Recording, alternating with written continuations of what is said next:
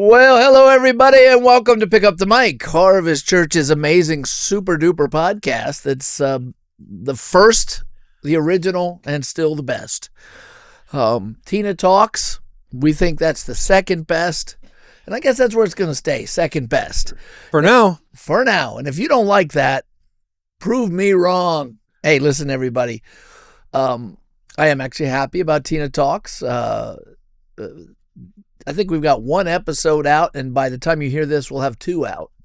So that's great. But I'm here with my sidekick, Top Shelf Will Land, whose vocabulary is rip-roaring and ready to go, because he has been out on a hunting trip where you went to hunt Elk.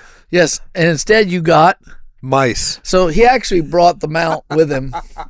This is what he got. How much did that cost to get this guy? A lot. He was a big mouse. I mean, he's impressive. Killed two mice. Yeah, well, it cost too much to mount them both. I get that. So this is what he got leaving town. We didn't just willy-nilly kill mice. We were being, it's like we were out seeking to the demise of mice. Willy-nilly kill mice. No. You just got tired of not having anything to shoot. Well, no, we charged them with crimes against humanity. Oh, well, they was just. Trespassed, damaged property, assaulted Sean. You know, this is and had grand theft. What did they do to Sean? They ran across his face while he was sleeping. They were dancing on his face while he was asleep. I do that all the time. That was the straw that broke the camel's back. The night that he woke up with them on his face was the night it was like, that is hilarious. We're now waging war I wonder against what they this liked about village his of mice. face. He doesn't even makes have a lot facial of hair. crumbs. Oh, he makes a lot of crumbs. He still had barbecue sauce on his face. Yeah. So anyway, here's what we got coming on since you're finally back here, and trust me, no one missed you except me. My wife. I think my wife and child. Well, I met me. you on the podcast. I mean, no one missed you on the podcast but me. I think this is a great team, but nobody else seems to. They all like the episodes, as we've established, with Isaac, and it now looks like they all like the episodes with Christina. Now they have one with Elizabeth Harvey. And now with Z Markel. Apparently they're bored with us. Yeah, well, I am the boring one. It just is. I'm like the weight that keeps this balloon from going too high. I don't think that's true. But anyway, here's what we have to do. We have to do a let's call this Top Shelf gets his shot at. That's not the way to say it. Top Shelf gets his opportunity to talk about Charlie Kirk. Then we're going to do some Bible, and then depending on how much time we have left, we might go to digital ID. If not, we might go to Ask the Pastors. And have another option too, but I'm loaded for bear today. But last time we sat here together, Miss Elizabeth was between us, and as the podcast was coming to an end, though I didn't know it, Charlie Kirk had gotten shot, and somebody sent the video to you. Yeah, and so you knew right away, and then amazing. The whole world changed. Yeah. And then you went away on vacation because pastors who should start their year in September and get running should run away in September. So you haven't had a chance to get it off your chest. What are your thoughts from a distance and now from close up? Oh, man. If I'm being honest, I'm still really emotional over it. It's just like you haven't had a chance to talk. I haven't had a chance to talk. We've all been talking about it here. We had a worship service, and we got it out of our system. Yeah, I did. I was in the woods with just one person. We didn't really talk about it at all. We talked about other stuff. I drove by myself this year, which is a unique experience. I've done it three times now. So 25-hour drive solo. Well, where was Sean? He flew. I picked him up. The airport. Well, he's living long. I know. I binged listened to 18 hours of Charlie straight on the drive out. Wow. God, just like in a weird headspace. I was familiar, but not. So now you really. Now I'm really familiar. You feel like you have a sense of what he was trying to communicate? Oh man, I've listened to all. Well, then I've listened to a lot of his long form talks, like his Oxford and Cambridge appearances, and some of his conference. So is he speeches. a racist? No. Is he simply a MAGA political hack? No, is he a Christian martyr? He's a Christian martyr. So going back, I'm listening to the episode with you and Isaac while I'm away. Actually, on the way home, I listened to it, and two thoughts came to my mind. That going back to that episode, the reaction episode, is he a martyr, an idol? I just wanted to add two particular thoughts. One would be, I think something that was left out in your discussion of the cause, like how did we end up here? And you guys spent a lot of time talking about echo chambers, which I do agree with that. But one thing I think is this. The thought that now why echo chambers? For those just tuning in, you're in the middle of a conversation. What do you mean by referring to the echo chambers? Just to help the listeners. You asked Isaac from memory what he thought one of the primary causes of a citizen wanting to kill Charlie Kirk would be, and the benefit of the doubt you gave the accused is that, they were a true believer. Like he was a true believer. True believer. Like in his mind, it made sense. Made sense to do it. And one of the primary causes you guys spent a lot of time talking about was this idea of living in an echo chamber where you only hear things you already agree with bounce back to you, and it tends to make you more extreme in your thought, which I definitely affirm that as a primary cause. However, there's a vein of leftist thinking, and I'm not the only one to be talking about this recently, where ideas are viewed as actual violence towards others. Yes. Where in certain philosophies, silence is violence, like communism or some of these more modern mixed philosophies. Keep going. There are no hierarchical structures that are produced based on merit or your own action.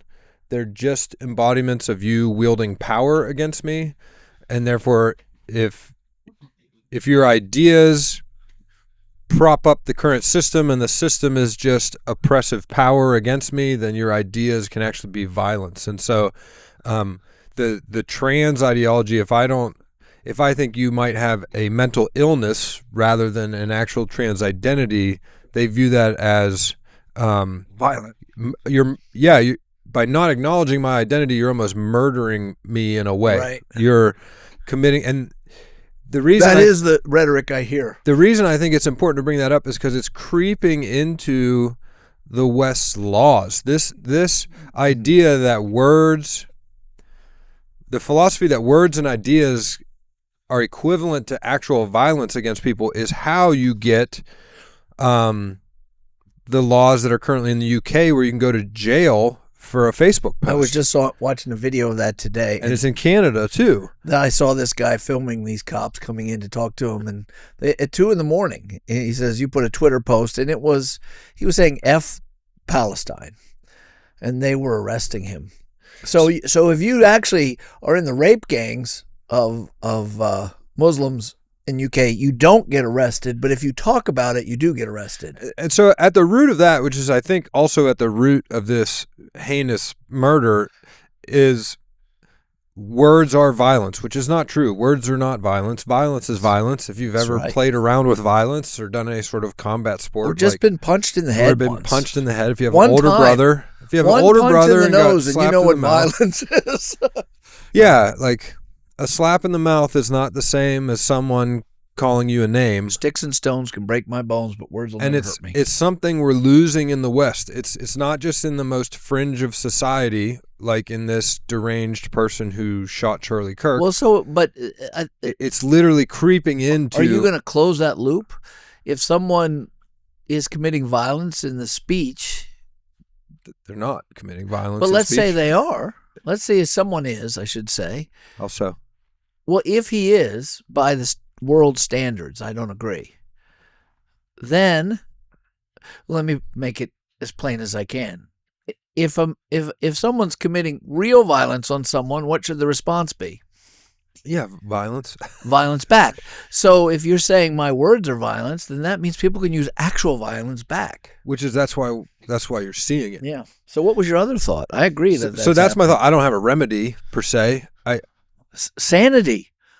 Yeah. Sanity is the remedy. More people standing up and saying words aren't violence, ideas aren't violence. Sticks and stones. That's why they taught us that when we were kids. As sticks and stones can break my bones, but words will never hurt me. They weren't saying the words didn't hurt my feelings. They said the words literally didn't make my nose bleed. Yeah. That's why they told us that as kids. And you need to teach your kids that. Yeah, you don't have to beat people up just because they say something rude. Yeah. Unless it's about your mother, then you got to take a stand. So I think that's a primary root cause of this event. And I think you're seeing it all over the place invade governments and laws. Like we're losing the idea that words aren't violence or ideas aren't violence. That may be the one part of that equation. The other part of the equation is you have to dehumanize the other person. Because even if words are violence, you don't have to respond with the most lethal force available until, you've got to make, if you push me, I shouldn't pull out a gun and shoot you. I should push you back or punch you. And if you punch me, I should punch you back or punch you twice. But I shouldn't cut your head off. So there's got to be a dehumanizing going on there where the person is less than valuable now because of their verbal. Right, because there's no escalation of force. Like it's just straight to killing. Yeah. It's nuts. It is nuts. So that was one thought. And then I've been amazed, and you brought it up, and it was exactly in line with my experience thus far, how emotionally touched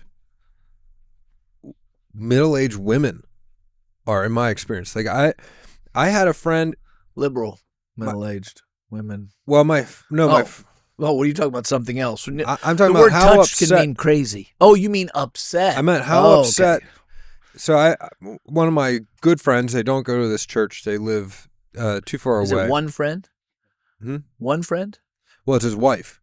So okay. So she's mother of two little ones. She's in her 30s. Yes. It's like kind of like your daughters, right? She's like in our age group, in our age, and she called me for wisdom because she's bawling over Charlie Kirk, like for a whole week. She like couldn't mentally figure out how to deal with this. It upset her so much. And then I was talking to another woman who's in that same age group, same stage of life, very upset. And it's very, I don't know why it was unexpected to me, but that it hit women different than men. It hit women different. And the more I talked to the couple women in my life that were very upset about this and talked to me about it, I came to a conclusion. Maybe you can help me sharpen the conclusion here live. Why are women in particular, in my view, so affected by this? And I think that there's a guilt associated with it. I think people like Charlie, and I'll say this for myself, we were vicariously living through people like him. Like, oh, I'm so glad somebody's being bold on behalf of the ideas that I hold. And I think a lot of us, and particularly women, trick themselves is too harsh. We convince ourselves that we aren't bold with our friends or our family because we would lose our witness. They wouldn't be our friends. I hear this at community group. I have had this thought before. If I'm too bold, my cousin won't want to hang out with me anymore. I will lose the opportunity to preach the gospel to them in the future. And so I stay soft. I stay somewhat cloistered in my ideas, and I just try to slowly cultivate this relation. You know what I'm talking about? Yeah, that idea, though, I think that's a pragmatism that is very negative, and I think that's not unique to women. I think a lot of Christian men, Christian pastors take that position. I agree. And so I think, and they're foolish to do so because. Well, and this is where I think the guilt comes from. Keep going. Sorry, I cut you off. I agree, and I think that has been unveiled. That was unveiled to them in their own minds with the Charlie thing. I think I'm ministering to my friend's wife, and she has this immense guilt for some reason over Charlie being killed, and then also has a new resolve to be more bold in her own life, right? Yeah. And I think what happened was you have someone that you're living vicariously through. I love how bold he is, how unashamed he is of the gospel and his beliefs. I wish I could be more like that, but I'm only not like that because, I don't want to alienate my friends. And all of a sudden when he gets killed, it's like you realize I should have been more like him all along. I was allowed, and I think that's where you see this very public, explicit resolve to, I'm not going to hide my beliefs anymore. It's like we lost our vicar, not. So I look at it. I look at it close but different, and I'd separate the two. And I don't know if either of us have a brain in our heads on this because we're just thinking out loud. Yeah. But the first one, to deal with spiritually, pastors make this mistake. Look, if someone's not saved, making sure you don't mention anything that doesn't offend that person, even if it's true, will have it will not make them closer to Christ. Because Christ is offensive. Well, and not only that, the device that gets them closer to Christ isn't your perfect communication. It is something going on between. I mean, people say, yeah, it's just the gospel, so just talk about the gospel and nothing else. No, that's not true, because the gospel has implications. Truth has implications, and truth is where the war is. No, there's something going on with that person and God, and you can't always make unbelievers happy. You can have friends, and I do, and family members, and I do, who when we're together, I just don't talk politics, neither does he or she, because we know it ain't going to go well. And that's what you do, because the relationship is there. But those people are watching us because we're Christians, and if something comes up, we do engage. But if they're coming to your church and they are Christians, I think this is where the wimpiness gets bad. There's pastors who say, I have Democrats in my church and Republicans in my church, so I focus on the gospel. Isn't that adorable?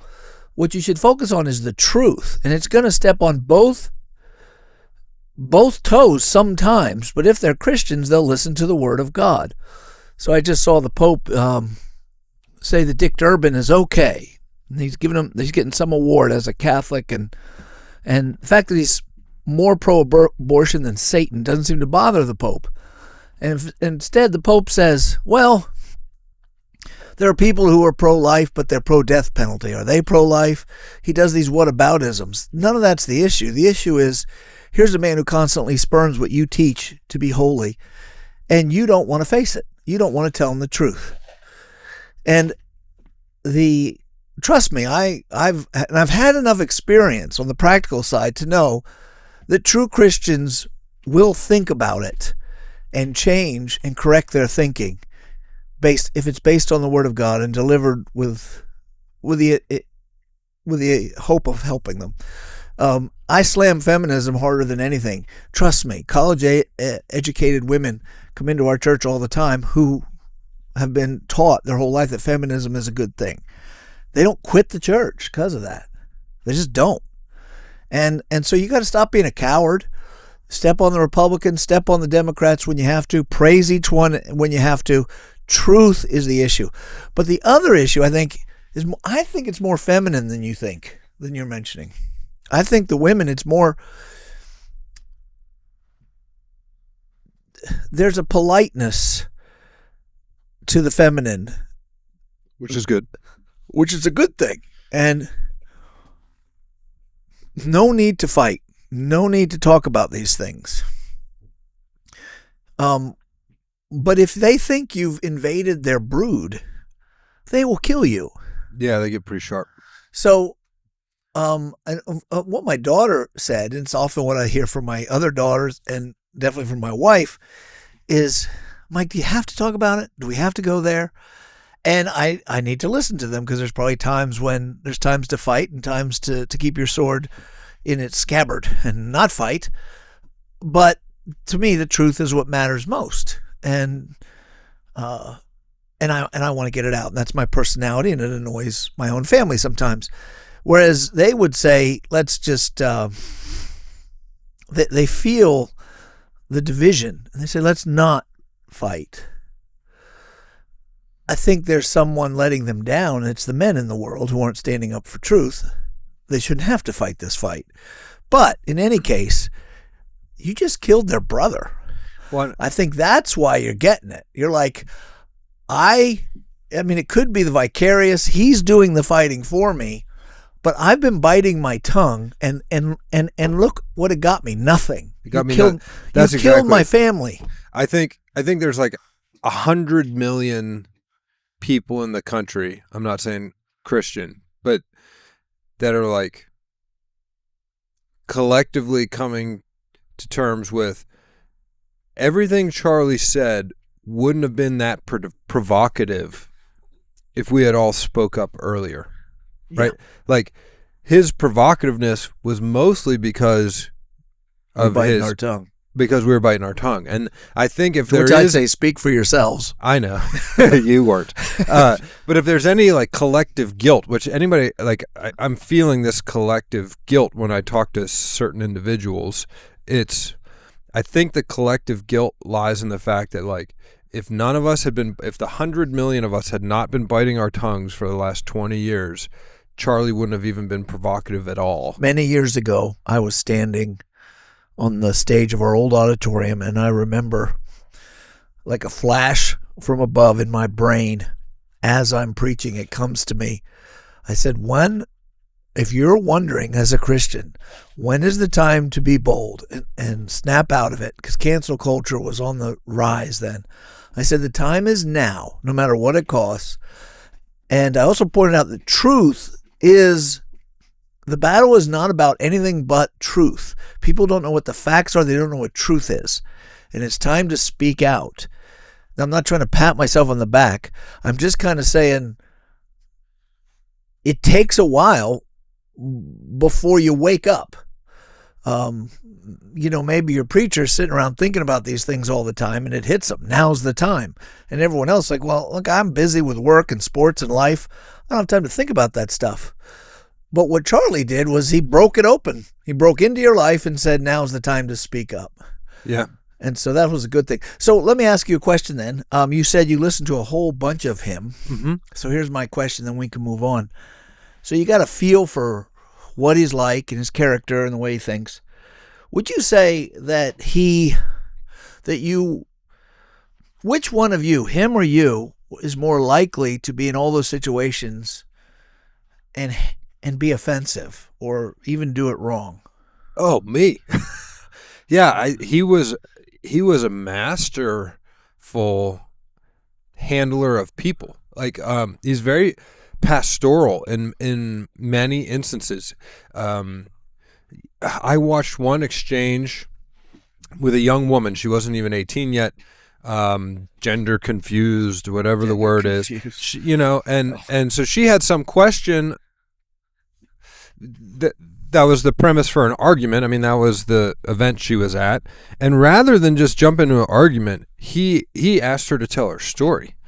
And instead of arguing with her, he just started pastoring this young woman. And he said, look, I'm going to give you advice that very few other people are going to give you. But it's good to hear advice from both sides. He said, I would be very slow to take any chemicals or do anything to your body that would be permanent until you really actually have time to get wisdom from people about what's going on in your mind. And she set up an argument, and rather than argue with her, he instead cared for her. And this was in front of several thousand people, but it's ignored that they existed. And it was almost like he was in a one-on-one pastoral interaction with her. He was very gifted. So I have the same experience listening to him, and I think some of it has to do with temperament, the way God makes you, and then some of it has to do with discipline, the way you make yourself, and we're all a mix of that. My own temperament is definitely more mercurial, and I'd like to say, because someone would say you're blaming. Can you define mercurial? Up and down, I think the word comes, I'm not sure, from the thermometers, which used to have mercury in them, and the temp will go up and down. You rise quickly and calm back down quickly. And I would like to, if someone would say, well, that's just environment, you're undisciplined. I don't think that's completely it. I do think I need to discipline that. But I see... Dude, that's not it. That's personality. I see it in my family members. That's what I'm saying. If you've ever met the opposite, a cool as a cucumber guy. Yeah. I mean, I've met guys that can take offense like made out of glue. Like they just are just absorbing all. It's like they have no reaction. You ever met one of those guys that just like stays totally flatline? You're like, how are you doing this? But underneath, they're dying. Oh, I have lots of those in my family. My own son is pretty chill. I have... By blood, I have 4 brothers. I got one by adoption and a sister by adoption, but by blood, I have 4 brothers, and there's common traits between all of us. But by blood, only 3 of them, 2 of my brothers are from the same father as I am. And I would say you'd see the same propensity to heat up and fight at the same speed in all 3 of us. Over different issues. For me, though, it's verbal, it's truth. I think my brother Max, he's like, if you give me any crap, I'm going to go to violence. Not words, real violence, really fast. And my brother Mark will just abuse you verbally. But it's in there. In any case, I sit and listen to this guy and I think, we share just about every idea. It's not just a few. All the principles are the same, so our politics came out much the same. And he is so much nicer than me. I would not do well. I think this is the experience where you think they just shot me. And now everyone who's trying to justify celebrating it or say, well, just because we shouldn't want him shot, it doesn't mean we have to think he was a good person. Well, I don't take it personally in that I'm hurt. I'm not hurt by strangers saying that. But I think you're talking about me. That's a great point. It does feel like that. Yeah. Like he's a better version of me. If you think he's evil, I think he's better than I am. Yeah, he shares all my ideas, but he's better at articulating them, knows the underlying facts as why to have those ideas better than I do. Fought with his wife less than I fought with my wife. Yeah, he's just he's better. He's a better version of what I want to be, and then they killed him because of that. And it does feel like an attack on us, on all of us. Yeah. So in any case, all right. Well, thank you for downloading that, and if you have more, you can throw it in. Let's jump into a Bible study before we get away from that. Which is most helpful is truth. Truth has one source. Truth is a person, and that person is God. And what he says is what is needed to correct our minds and get us right. So we're in Luke 18:18. By the time you're listening to this, I've already preached on the rich young ruler. And every time I go through a familiar passage, and by this time in my life, all the gospel passages are very familiar. You can't help, even if you're not a pastor, as a Christian, you go over them over and over again. So this story is familiar. But then I look at them and I see new things. So I want to walk us through 18 to the end of this, which is 30. 18:18 to 18:30 in Luke. If you're opening your Bible, open it now. A ruler questioned him. Now it says ruler. I'm going to guess, since it's a Jew, that this is a synagogue ruler, because the Romans ran the joint. So most likely he's a Pharisee or a rabbi of some sort, pastor, and a man of means. Those went together back then. They were all name it, claim it guys. The ruler questioned him, saying, "Good teacher, what shall I do to inherit eternal life?" Very complimentary way to approach Jesus. Calls him good teacher. There were thousands of Pharisees. Not all of them hated Jesus, and some of them were on the fence, like this one, and like Nicodemus. Good teacher, what shall I do to inherit eternal life? The question shows that his issue is, am I going to go to heaven? Now, normally from your rulers of the synagogue, you'd hope they don't have to ask that question. They're giving you the answer to that, but he's asking. Jesus' answer to him goes a whole new direction. Why do you call me good? No one is good but God alone. Now, when he says, why do you call me good? people have taken that to think Jesus is saying, I'm not good. Why do you call me good? Because they think, well, he's saying I'm not perfect either. But that's dumb. Well, what do you think he's saying? I think it's a rhetorical question, trying to get the ruler to acknowledge. Gotta get the ugliness out of the shot. Sorry, that's all right. Jesus is trying to get the young ruler to acknowledge. Who are you asking for advice? Do you think I'm just a dude, or do you actually think I'm God? I think that's what I whether he's trying to get him to acknowledge that or not, I don't know. In his mind, like it's a rhetorical tool. Well, if nothing else, I agree with you that he's raising the issue. Am I good? But then look at the next line. No one is good except God alone. So we would assume by axiom, in other words, by a rule that we don't have to argue, that Jesus knows he is good. But look at the next line. No one is good except God alone. Now, I think the impact of that sentence, no one is good but God alone. Remember the question, good teacher, what should I do to inherit eternal life? Well, isn't everyone's answer be good? Yeah. So, most other religions and Judaism and Christianity, many forms of be good. Yeah. Well, he's do just good things. Even before he's given any more words, he's taken the one quiver out of the guy's. I'm pretty good. The one arrow out of the guy's quiver. Yeah. The one thing you want to do, you can't do. But then he says, you know the commandments. And he went to the 10 commandments, the ones that deal with humans, not God. Do not commit adultery, do not murder, do not steal, do not bear false witness, honor your father and mother. You know the commandments. The implication is just keep all the commandments. And he said, all these things I have kept from youth. Now, he's obviously, I believe him. He's a good boy. He's earnest. I believe him. I don't think he's been perfect because no one's perfect at honoring father and mother.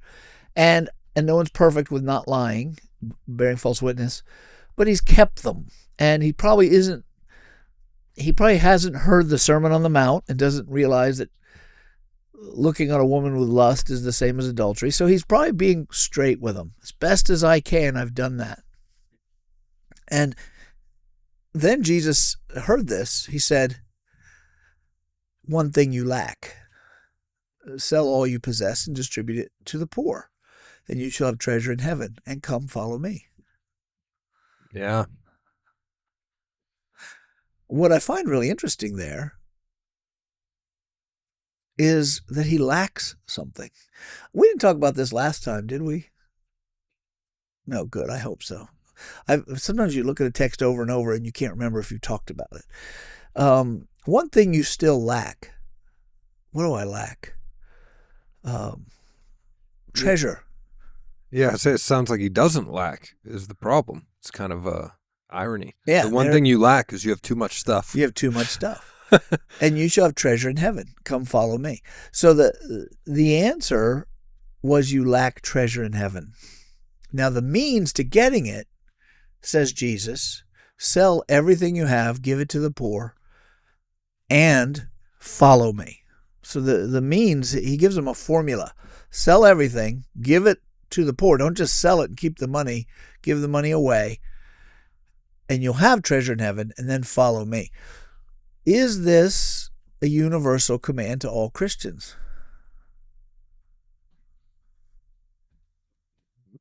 No. I don't know how to defend no. I would only say that from the collective teaching I've received as a Christian. Yeah, I don't think it is. And the reason why is because we take the scripture as a whole, and the scripture talks a lot about money and how you should earn some and have enough to give away and care for yourself and care for your aging parents. And rich people should be more generous. Well, they can't be rich people if they get rid of everything. They'll lose their business. If it's always a vow of poverty everywhere. However, on the other side, he says you have to give up everything to follow me and take up your cross, give up your life. So in a sense, yes, in the fact that it's not yours. In your heart, you have to say yes. Anytime if you heard Jesus say that, okay, now I've already given it to you in my mind, so sure. You can't love things. But then also the follow me. Follow me. He wants him to distribute his, particularly to the poor. Giving to the poor doesn't make you holy necessarily. And poor is a relative term.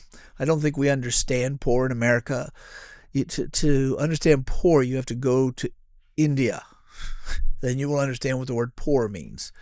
But you shall have treasure in heaven and follow me.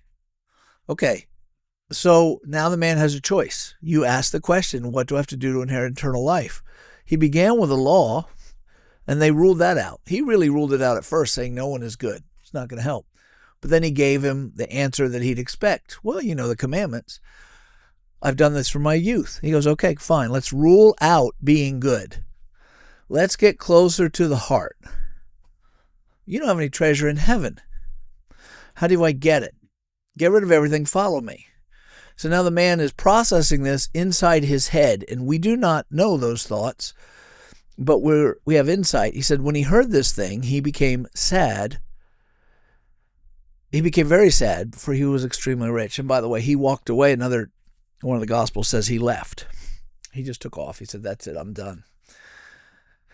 Jesus looked at him and said, how hard it is for those who are wealthy to enter the kingdom of God. It's easier for a camel to go through the eye of a needle than a rich man to enter the kingdom of God. It can be really hard to get a piece of yarn to go through the eye. Sunshine, do you ever thread needles? Haven't in a long time, but fishing. I have before. It's Western PA, fishing. I've threaded a lot of needles, believe it or not. I used to sew. Not much, but I'd fix things, and you lick it, pull it out, you put it in there. But if it's got little hair, it's hard to get anything through the eyes of a needle. Yeah. Fishing, definitely, because you're using some polymer line that wants to go the wrong direction. Try getting a camel through, right? Forget about it. Those who heard it said, then who can be saved? And Jesus said, the things that are impossible with people are possible with God. So it's going to take divine intervention to save a rich man. Jesus doesn't say that can't be done. It's going to take what requires God. Divine intervention. Yeah.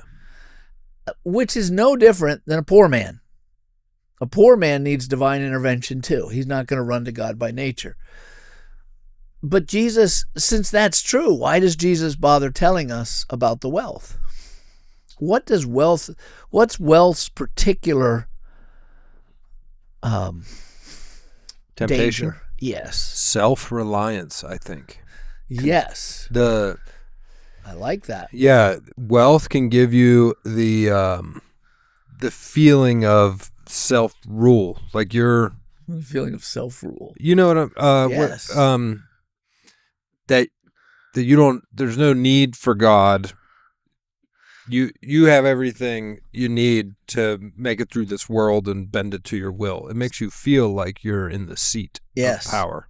Power, in which we call all that, we'd collect all those things under the word pride. Yes. So Mark 4:19 says, but the worries of this world, the deceitfulness of riches, and the desire for other things enter in and choke the word and becomes unfruitful. That's from another parable. That's from a parable, but the part is the deceitfulness of riches. How do they lie to you? They make you think you're important. And they make you think if you have them, they will, and they do make you think you're important, but also they think if you have them, you're more important, and you're more safe, and you're more powerful, and you have more life. Well, literally, if you think of like a couple of the giant themes of all the Gospels of Jesus' teaching, humility before God is definitely one of the big ones, if not the biggest one. It was just in the last passage, right? Like right before this, It's about humbling yourself before God. And it's a much smaller leap, in terms of humbling yourself or thinking humbly about yourself. If you're like a poor beggar, you're probably not too proud. No, you feel now you may be a greedy beggar, right? And envious and murderous in your heart. You could be just as wicked. Yes, I'm not saying that, but you're not deceived into thinking you're powerful. Right, powerful and important, and wealth. Very difficult not to feel that way if you become extremely wealthy. Dude, and this is so my own experience. which has to do with driving cars. I always feel better when I'm in a nicer car, driving down the road, than when I'm in a junker. Yeah, very few people, I think, can say that and not be fibbing, or saying the opposite of that. Well, I'm going to go with men. Yeah. And every once in a while, you'll have someone who doesn't care, like Isaac. And if you've ever seen Isaac's car, clearly he has no... My dad never cared. Yes. And there's some people really, point A, point B, I don't care. But but the feeling you have driving a nicer car, a bigger truck, past junky cars, you really do feel like you're better than those people. And you can lie about it, but it's a feeling. So anyway, the Ezekiel 28:5, by your great wisdom, by your trade, you have increased your riches, and your heart is lifted up because of your riches. Riches cause us to be proud as humans, which is ironic because all things belong to God. All we're doing is going mine, and gobbling some of his stuff up. It's not even ours, and going, look how great I am. Jeremiah 9:23, thus says the Lord, let not a wise man boast in his wisdom, let not a mighty man boast in his might, let not a rich man boast in his riches. All three of them are boasting in what they have. Ecclesiastes 5, he who loves money will not be satisfied with money, nor he who loves abundance with its income. This too is vanity. When good things increase, those who consume them increase. That's really true. So what is the advantage to the owners except to look on? The sleep of a working man is pleasant, whether he eats little or much, but the full stomach of the rich man does not allow him to sleep. There's a grievous evil which I've seen under the sun, riches being hoarded by their owner to his hurt. When those riches were lost through a bad investment, and he'd fathered a son, then there was nothing to support him. As he had come naked from his mother's womb, so he will return as he came. He will take nothing from the fruit of his labor that he can carry in his hand. But this also is a grievous evil. Exactly as a man is born, thus he will die. So what is the advantage to him who toils for the wind? Throughout his life, he also eats in darkness and with great vexation, sickness, and anger. Here is what I've seen to be good and fitting, to eat, to drink, to enjoy oneself and all one's labor, which he toils under the sun during the few years of his life which God has given him, for this is his reward. Furthermore, as every man to whom God has given riches and wealth, he has also empowered him to eat from them and receive his reward and rejoice in his labor. This is the gift of God. For he will not often consider the years of his life, because God keeps him occupied with the gladness of his heart. So what he's saying there is, you're a fool if you just pile up money to pile up money. You're wasting your whole life. It could be taken away in a moment, in a bad investment, and it'll never satisfy you. But people do it all the time. He said, rather, whatever you work and make, stop and enjoy it. Yeah. Stop and enjoy it. Spend the money, he's saying. Spend it.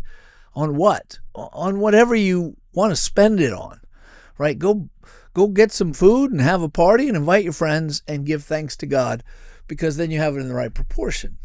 Proverbs 37:9, 2 things I ask of you. Do not refuse me before I die. Keep deception and lies from me, and give me neither poverty nor riches.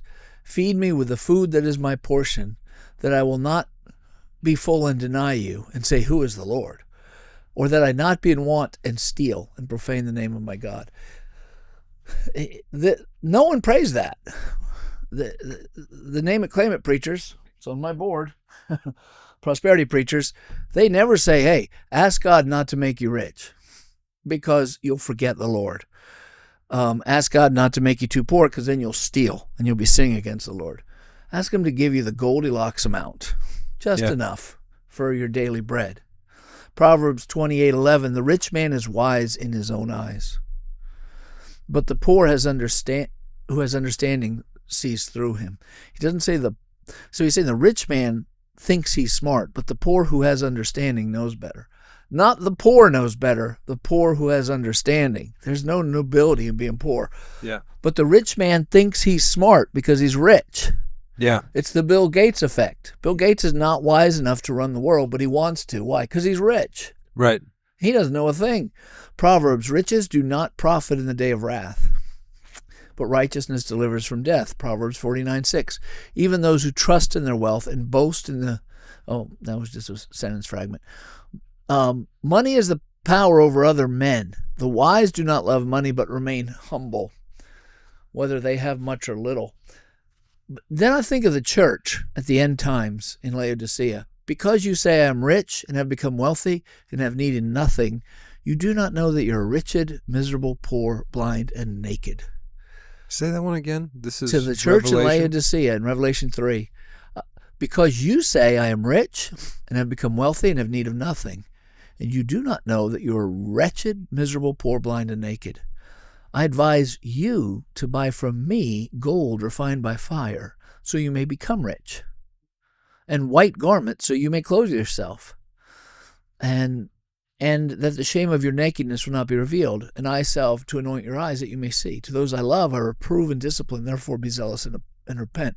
Very interesting that, because it's very similar to what he said to the rich young ruler. You need real riches in heaven. So I think the issue with money is pride. It makes you think you're self-sufficient, and it makes you fear for not having it. It makes you lean on it like it's a god, and it gets in the way of a God who comes and says, you're not that great. You need a Savior. But it ends with it. And by the way, all those cool verses I looked up studying this, none of them made it into my sermon. We could have gone two directions. My brain could have gone two directions. It didn't go that way. I went more to the heavenly side. And he said to them, truly I say to you, Peter said, behold, we've left our own homes and followed you. In another one of the Gospels, he says, what do we get? We've left homes. Are we, the rich guy he could have sold more and give more away. Peter didn't have that much money. But do I get anything? And Jesus said to them, truly I say to you, there's not one who's left house. Listen to what he says they've left. House, wife, brothers, parents, children, for the sake of the kingdom of God, who will not receive many times as much at this time, many times as much what? And in the age to come, eternal life. Well, like kind. Is that, yeah. Who will not receive many times as much. And so as much what? As much houses, wives, brothers, parents, yeah, and the houses, children. You got to think in the sense of home. You don't need more than one. Right. His point is you're not losing. You gain the wealth of human relationship if you leave. If it costs you that to follow him, and for many it will cost them that. You gain the health of human relationship and the wealth of human relationship, I should say, and that's really all that matters. That's really all that's valuable. And in the age to come, you get eternal life. So he does answer the question by verse 30. How can I gain eternal life? Leave all and follow me. So in a sense, all of us are to leave all and follow him. Now, on the practical level, your wife could say, where are you going? Well, I have to leave all and follow Jesus. She goes, well, I'm a Christian too. Can I go? And can we bring the kids? And since we're here, why don't we keep the house? We have a place to stay. The leaving is one of the heart, I think, most of the time. But it can be if like there are people who cannot have one drink of alcohol or they will go right down the chute. So they have to never touch it. I don't have that problem. At least I haven't yet. I'm 61. Maybe it'll come on me and I'll be a geriatric drunk, but I can have it and not have it. I can just do it. I've always done it. I don't get sloppy drunk because I had a beer. So for one, Jesus might say, if you want me, you're going to have to give up alcohol forever. To me, he says, you have to give up alcohol too. And I say, okay, fine. Or alcoholism. You have to give up drunkenness. Fine, I'll give up drunkenness. I don't struggle with that. Right? But potentially, I'll never touch it if that's what you want. Whatever you want, I give it to you. So I guess I'm answering again the question I asked. Should we all have to sell everything? In a sense, no. You give it all away the moment you receive Christ.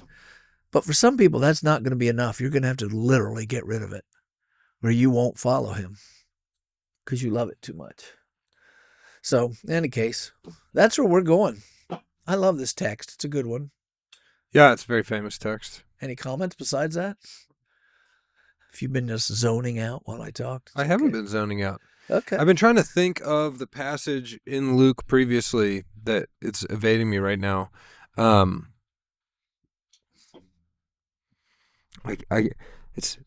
It ends with even everything that you thought you had would be taken away.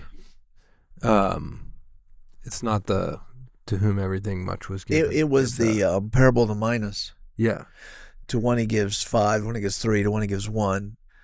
And he says the one he gives 1 doesn't invest it, but gives it back with no return. And the master says, take the one from the one who has 1 and give it to the one who had 5 or 10 or whatever. And they said, but he already has 10. To whom much? And then he says, well, to who? Right. He says to the one, even what you think you have, will be taken away from you. And that's, it's only a couple words in there, but and you can read over it without thinking about it.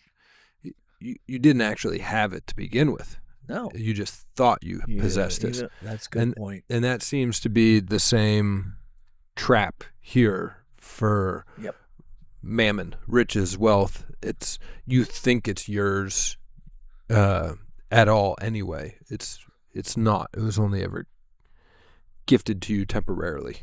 Yep. To steward. Going back to the minas passage. So my head was stuck. I was comparing this in my head to the minas passage. Well, good. I think we're done. Well, hopefully that was helpful to anyone studying. So you went heavenly treasure direction with that. Yeah. That's where my brain went when I did all that study on money and looked all those passages up and was really thinking about it. And I set it aside. When I came back, my brain went a completely other direction. It's not completely other because the idea is like investing in heaven. That's what your goal is. If your mind is if you forget there's a heaven, that's what the man's failure was. He forgot there's a heaven. You want eternal life, but you don't want to invest in it. You want to invest here on earth. And it led me to some interesting things like Malcolm Muggeridge's statement that the greatest threat to Western civilization is they have forgotten that it doesn't all end here. And Muggeridge was a very famous journalist. He was the written form of Walter Cronkite in England, and he got saved, and he began to write from his point of view. But anyway, that's a good one. Yeah. So you'll hear it. The fatal flaw of Western society is that it's forgotten that it doesn't all end here. Yeah, there's an exact quote. That's not it. That's good enough. I can give it to you though. It's not that far away because of the internet. Because I wrote the sermon and I could just look up the sermon. I put the quote in it. Oh, nice. And I've already done this sermon by the time we're saying it, so I'm not letting the cat out of the bag. And I also have your Man of Summer, C.S. Lewis in it. Nice. Malcolm Muggeridge, what did he say? The ultimate disaster that can befall us, I've come to realize, is to feel ourselves to be at home here on earth. That's what he said for Western society, Western civilization. And then Lewis said this: a continual looking forward to the eternal world is not, as some modern people think, a form of escapism or wishful thinking, but one of the things a Christian is meant to do. Mm. And there's people who say you're so heavenly minded, you're no earthly good. And he's saying, no, you need to be heavenly minded. He goes on, it does not mean that we are to leave the present world as it is. If you read history, you'll find that the Christians who did most for the present world were those who thought most of the next.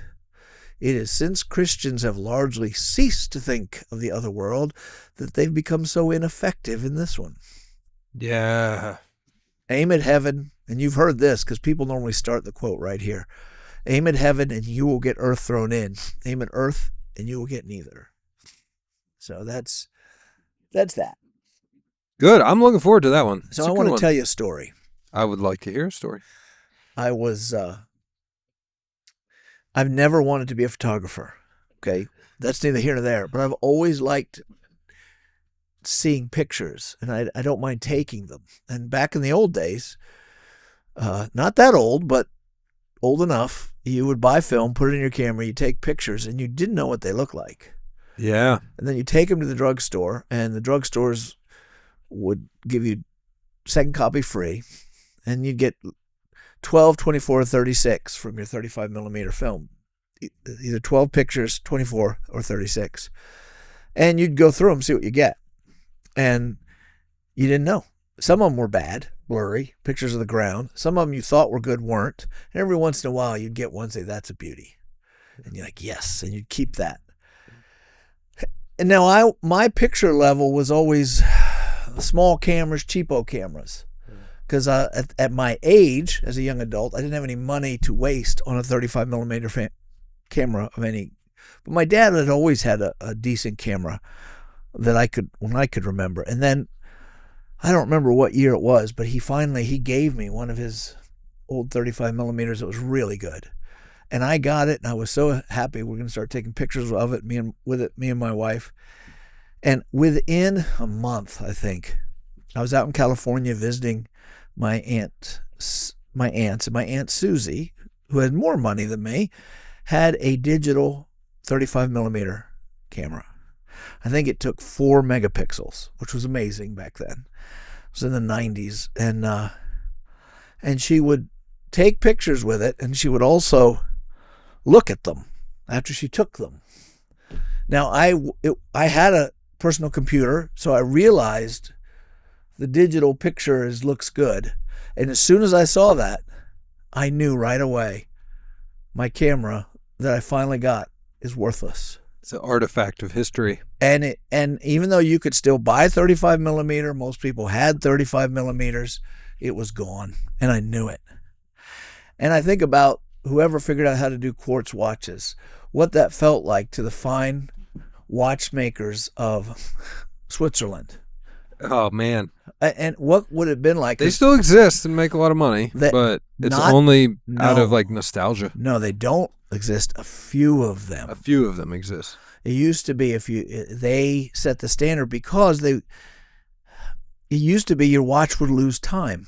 It would just lose time, and you had to reset your watch all the time. Every morning, every night. Yeah. And the Swiss mechanisms were so much more hardy than everybody else's that they were said to keep better time. Yeah, made out of rubies and sapphire, and they're very complicated.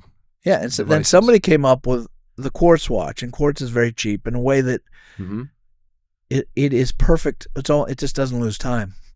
And they're cheap, and you can put them in every doggone Timex or piece of junk watch you want. The quartz crystal. So did they see that writing on the wall the very first time someone said it, or did they think we're going to be okay? Or the first time someone came up with an internal combustion engine, did all the people who... No, the internal combustion engine people laughed at first. Yeah, and then if you're were clunky, they couldn't go in the mud. You're used to building... say carts that are pulled by horses. And you think, I'm never going to go out of business. I don't care what they're doing. Yeah. They can't go on sloppy ground or on different terrain. Horses are like the all-terrain vehicle. You were just put out of business. Put out of business and you didn't even know it. Now, when technology moves slower, it takes a little longer. The quartz was very fast. The horse and buggy took a little transition time. Not too much, but it took a few decades. Then you had... the camera, very fast. And within a couple of years, that was it. You could still get your stuff developed, but by now, they're gone completely. Well, I just saw something that told me that world missions as we know it is gone and will never come back. What do you mean by world missions? Like sending people to other countries? Sending people to other countries is over. I'm declaring it dead right now. No way. This is news to me. It's done. It does not mean missions will stop, but it's not going to be done the way it was done. What is this? What is this witchcraft? What is this witchcraft? Because we have a lot of plans for world missions. We have people right now as we sit here. And we should keep going until... on their way to a country in Southeast Asia. In countries. But the reason why is, unless that place is friendly to missionaries, In which case, they probably don't need missionaries, or need them less. Well, they could need them. Like there was times when you could go into Irian Jaya or something, and France, we could send missionaries to France, and no one would stop you. France, you can send them to places that are washed over, like Europe. If maybe we don't even know that, but places like where we always want to get them in, like Vietnam, Cambodia, China, North Korea, India, Indonesia. Forget it. It just died. And all right, spill the beans. I'm excited now. All right, I'm going to show it to you. There's one that's called the Royal Grift. Royal Grift, TRG. I'm talking to Sunshine here. I sent her a bunch of videos, and it really doesn't matter where I start because it's all going to tell a story. She's going to play a video, and this puzzle pieces we're putting together, but you'll see it very quickly. Turn him up loud so we can hear him, hon. Mm-hmm. Please. I should say please. Today, I am announcing this government will make a new free-of-charge digital ID mandatory for the right to work by the end of this Parliament. Let me spell that out. You will not be able to work in the United Kingdom if you do not have digital ID. It's as simple as that. Okay, there it is. That just killed world missions. 2025 global progress. Play that one more time. Okay. Digital ID. I'm trying to. Today, I am announcing this government will make a new free-of-charge digital ID mandatory for the right to work by the end of this Parliament. Let me spell that out. You will not be able to work in the United Kingdom if you do not have digital ID. It's as simple as that. Can I jump to some assumptions about what he's saying? Can I try to summarize Get that? us started, because I'm going to show you a couple more things. So, I don't know for sure. This is news to me, but assuming what he's saying is, in their case, they're going to have a national database of IDs. And this is England. That's digital. It's, UK. And so that means it's copyable. You can't counterfeit or fake it because it's not a piece of paper. So we know who you are. And they're saying that this is because of illegal immigration. So you're going to know who everyone is, right, with like a digital fingerprint, essentially. And if you apply that globally, then that means to go anywhere, to work anywhere, to partake in commerce internationally. Now you're going to be known. There's like closer. A global registry of people. Okay, you just stuck your own camel nose under the tent. Global registry of people. Okay, and that's where we start. Let me show you. Show the one that says Liz Churchill. It has the African man on it. Please. This is Kenya. That was England. This is Kenya. We going back down the globalism rabbit? We are back there. But We're this one, globalism, baby. I really think everyone needs to listen. I don't like registries. Well, it's worse than a registry, and you'll see it as it goes.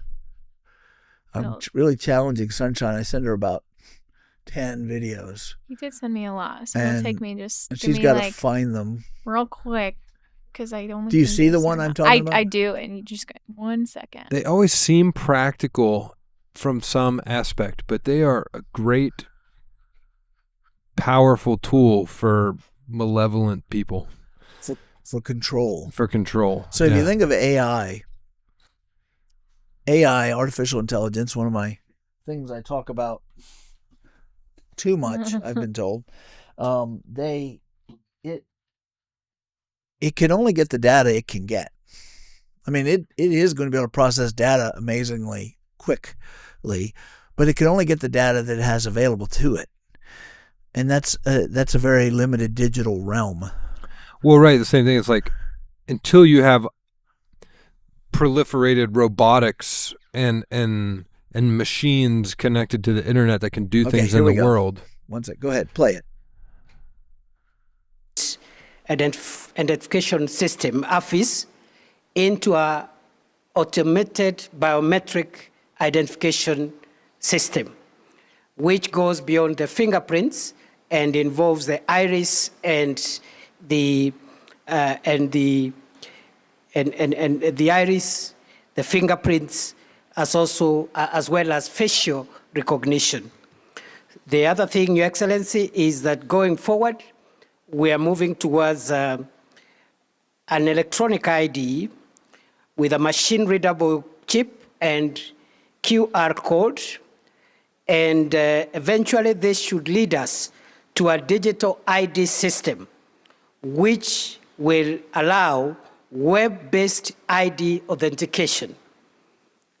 And in the long run, transit all that into a universal, personal identifier, a unique personal identifier, which we are going to give all newborns in Kenya, and it becomes their ID when they attain the age of majority at 18.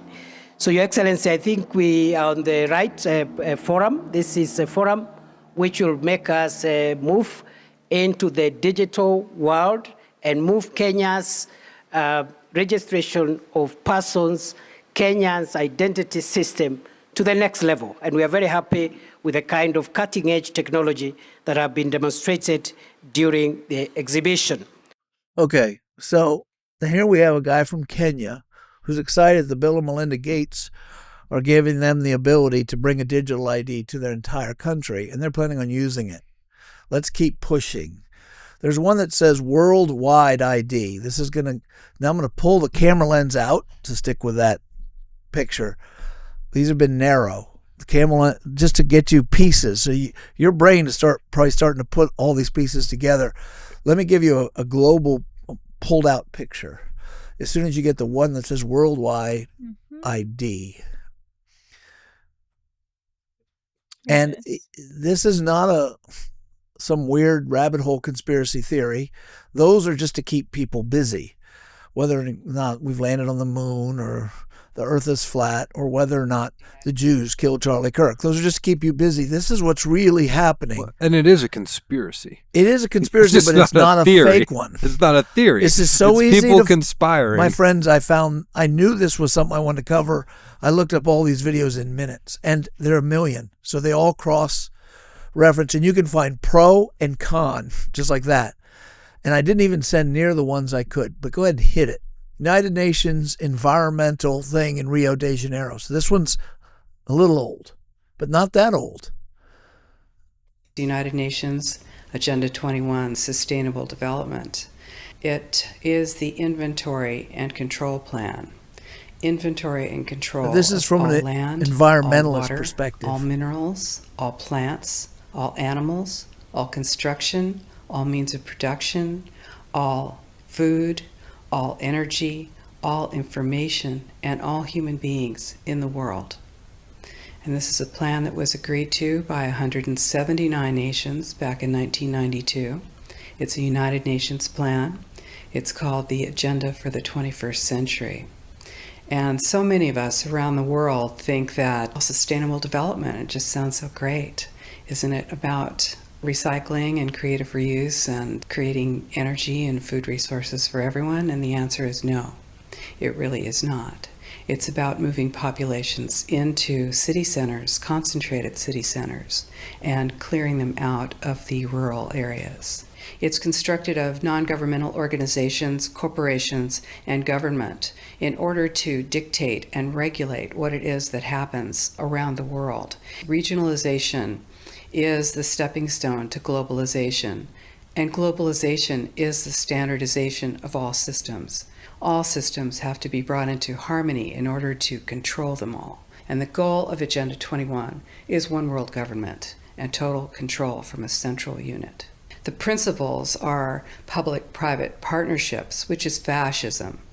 And this is how it's implemented on the ground, is through this joining together between corporations, non-governmental organizations, and governments in order to cut out the actual individual, your voter, and instead to take that to a level where we literally cannot penetrate. This is a corporatocracy. It's a totalitarian go back a little bit here and then stop being it developed to that right now. Private partnerships, there's so much which data. Is fascism. Let that keep going. And this I'll is say how when it's to stop. implemented on the ground, is through this joining together between corporations, non-governmental organizations, and governments in order to cut out the actual Stop right there, please. And thank you. Now this is an older video, right? And they're coming at it from the 90s, environmentalism. Everyone was into that. That was cool. And I'm not trying to leave any of you people who are listening behind. I understand if you haven't been studying this, she's throwing a lot of things together through the environmentalism prism, but it gets to the same place as these government IDs that we just saw 2025.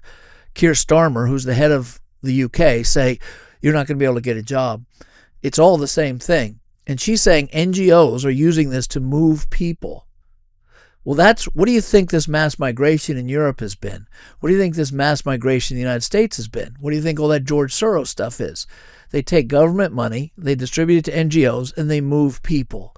Why are they doing this? There is a plan to connect all people together for the sake of control. Now, I'm not saying it's a wicked plan. It is, because the devil's doing it. They think it's good.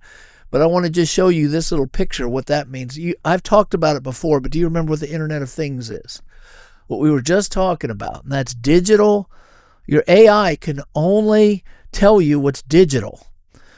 So, yeah, it's a math program running on a computer. So it has no connection to the physical world until you have a bunch of things in the physical world that do stuff in the physical world that are run by computers. That's the Internet of Things, right? So if what was it in well, look at the cameras. They were Space Odyssey. HAL. Yeah, HAL. If HAL's just trapped in your computer, your computer can't pick up this desk and that's right. and punch you in the face. And it also can't tell you what's under the desk. Right. But and in if this you connect picture, a computer to robots, they were showing us what's already old technology. They were showing us these cameras on top of light poles. Yeah, I want to talk about China.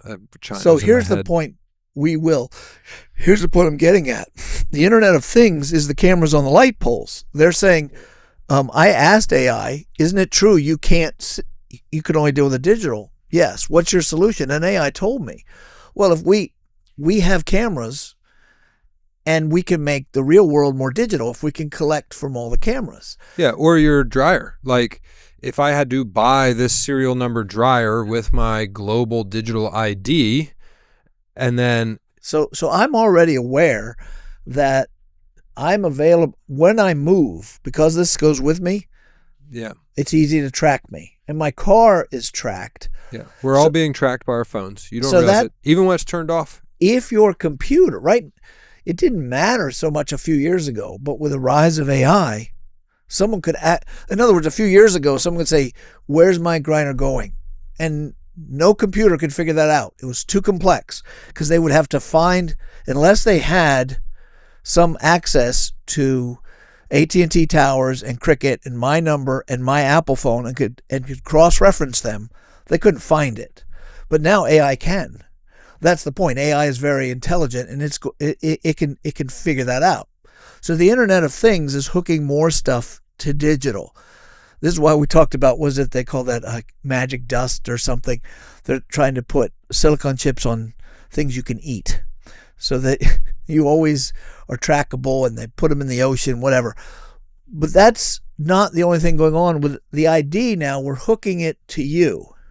And now let's start to think about that. On my phone, I no longer need cash or credit cards because I have Apple Pay and I can pay, but I also have my bank app, which is protected by a 4-digit passcode from the outside. From the inside, I don't know if it's protected at all. Okay, so someone could steal this card. They could steal my credit card, but if I'm on a completely digital system, they couldn't spend my money because they know it's not me. But yeah, but you're not worried about someone. My point is, this is how it's going to be sold to you. Let's go to China, because he mentioned China. There's one that's just called China. You have a ton to say about China. Well, because we don't have to hypothesize. We can just go look at China and say, this is what... Well, we could say... This is what we're building the tools... Well, you could say, of course, the Chinese will do that, but the rest of us won't do that. Sure. But why don't we just construct the cage around us and hope that the key holders aren't as evil as the Chinese overlords? The word cage is the right word. Yeah, well, and I just have some personal dealings with some guys that you can hit play on this one, Sunshine, until you find the China one, because I stopped this one. I don't care if it keeps going. from my old job. We had a Shanghai subsidiary, and it's like I know some Chinese guys that they would only talk about it if they were over here in person. But, Ready? Yeah, I'm ready. Oh, she's got China ready. Now here's someone who's going to make the same connection you made. A good score brings benefits, but people with low scores lose rights. The cinema names and shames people considered untrustworthy, plastering their details, even their addresses, across big screens. It's a matter of principle. Those people have to be condemned. Those people aren't honest, so they Can have you to stop pay it the for a price. minute? It's only right to pay. I don't want to leave you guys in the dark. I know you know what's going on here, Will. What they do in China, the social credit score. Yeah, so most adults in the U.S. are familiar with your credit score. You know, you have a credit card, you have the score that goes up to whatever arbitrary number, and you either have good credit or bad credit, which means a bank says, you're highly likely to pay me back if I give you a loan, or you're less likely to pay me back, so I'm not going to give you a loan. Right. So it can make it harder or worse to get things like car loans or mortgages. Well, in China, they have something called a social credit score, and the government gets to decide all sorts of things that can make you have a low social credit score. So in China during COVID, if you were ever caught via camera not having a mask on, you could lose points. If you say things negative about the Chinese Communist Party online, you lose lots of points. If you associate with someone who's an outspoken journalist that they don't like, your points can go down. So now you're saying nefarious ones. Let's go with legitimate. If you steal, or if you're a criminal, you can't hide that. You can't hide that. Your social credit goes down. And since they're all digitally connected, if you go to a store and you want to buy something, they'll know right away he's a thief.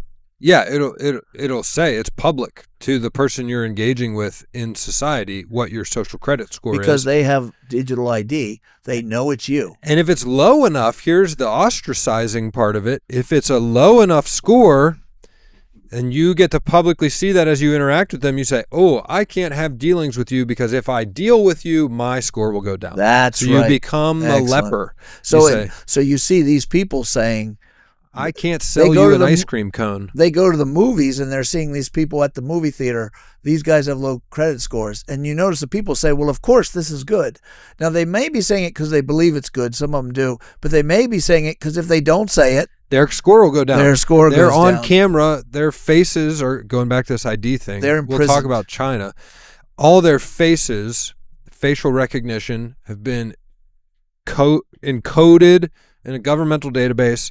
And so what about their bank account? Well, it's just like the Canadian truckers. Eventually, if you get bad enough, you lose your own money. How can you? I didn't go to the bank and give it to them.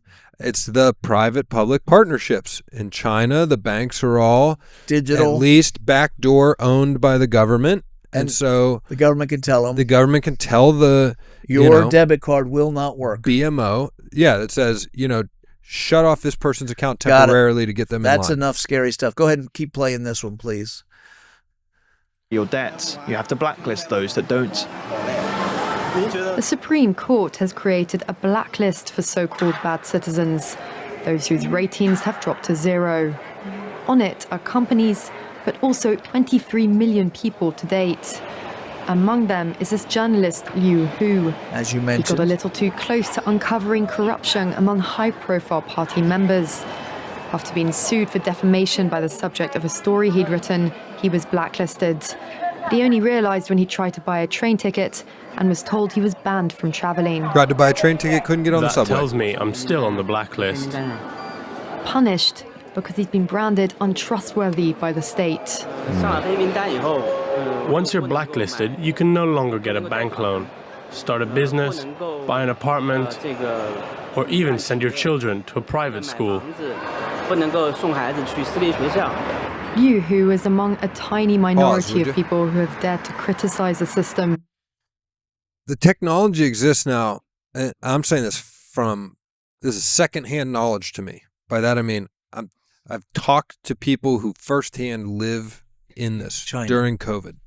Okay, China has what they call closed circuit TV everywhere. So there's security cameras like we have in the U.S. You know, like the Charlie Kirk shooter, right? Like within a matter of days, they're collecting everybody's Ring doorbells and all Ring IDs. Okay, well, all those cameras in China are piped into the government, if not owned by the government. So security cameras in the cities, all the companies give the government backdoor to all your home security cameras. And then part of their ID is their face. So they have iris, thumbprint, and facial recognition for all their citizens. So they can identify you walking through the mall via security cam and your cell phone, because in China they don't have, they have a lot of Chinese phone manufacturers, Huawei and others. And so your phone is connected to your digital ID, and all that information you're talking about your phone's location is available to the government. So between facial ID and phone, they actually know where you are as a citizen every second, almost every second of the day. And during COVID, I know a guy personally who lived in one of these cities that was locked down pretty stringently. I won't say which one. And they were given, I think he was there for it was over 60 days they were locked in their apartment. They were given 1 hour a day for one family member to go buy supplies, policed via your phone. So they don't have to put you in jail. If this journalist is not in jail. If more than they're saving money on jail. Right. They don't have to jail him. He literally can't participate in society. So this guy I know, they didn't have to have police officers enforcing this curfew. They knew all 5 of his family members. If more than one of them left his apartment for more than 1 hour a day, they'd be docked on their social credit score. So right now you have people in the UK who cops are coming to their house if they put something on TikTok. Yeah. They wouldn't have to come to his house anymore. No, they would just freeze the bank accounts and say you can't participate. Yes. They could, yeah. And we can only say, of course, they wouldn't do that because they love freedom. Yeah, because they're not China. Okay, now listen, I want to go somewhere with China along this. Just like forging the chains around you and saying, by the way, they're not going to strap no, them they to my wouldn't wrist. do that. Yeah, they wouldn't do that. But we remember COVID. They will take the power. Governor Wolf took a lot of power from Pennsylvanians. He was an evil man, Governor Wolf. Ecuador, I went to Ecuador. Well, by the way, I went to China in 2006. Yeah, I went in 2007 for the first time. And at that time, our cell phones, I don't even know if iPhones were out yet. They weren't. And our cell phones, you're trying to, can you hear me now? Can you hear me now? You're trying to get a signal. Which one gives you the best signal? And they're flip phones. And then I checked, can I call home from China? It was going to be hard and it was going to cost a lot of money. But when I got to China, no matter how poor the peasants we saw, they all had cell phone coverage and they all had cell phones. Because China made sure everyone is connected. Even people in poverty, they don't have shoes. No one in the village has shoes. They're skinny. They're wearing rags. They reach in their pocket, pull out a phone. So they've been connected. So I went to Ecuador and for missions, an a Western Hemisphere country. They had cut a deal with China, and every single internet, all the people have internet there, it's all Huawei. Now, Huawei is Chinese. Mm-hmm. And I'm like, so I went into Kevin's house. He was our missionary, and he said, you can get online. You can get online. And so I did, but it was Huawei. Yeah, Huawei was a cool company. Well, Huawei steals all your data. Yeah. And so now they have all the data from the people of Ecuador and every other country they've gone after. Now, that's just China. We're talking global here, but to stick with China, people say, what's the problem with TikTok? They're all missing it. It has nothing to do with free speech. It has nothing to do with your freedom to be on there. I'm all for that. TikTok is Chinese malware, and they're putting their software all over all your data points on your phone. And now China knows where you as an American citizen are all the time. If you have TikTok on your phone, they know where you are. And probably can listen through the microphone. It's got a microphone and a camera. That's right. That you probably accepted that they could turn on now whenever they want. People say, well, I don't care what China does. I'm not scared of China. You're not now. But that data is not going anywhere. So you looked at porn, China knows it. What you buy, China knows it. The conversation you had with your wife in your bedroom, if your phone was there, China has heard it. China might have it. Because of AI, they can keep it.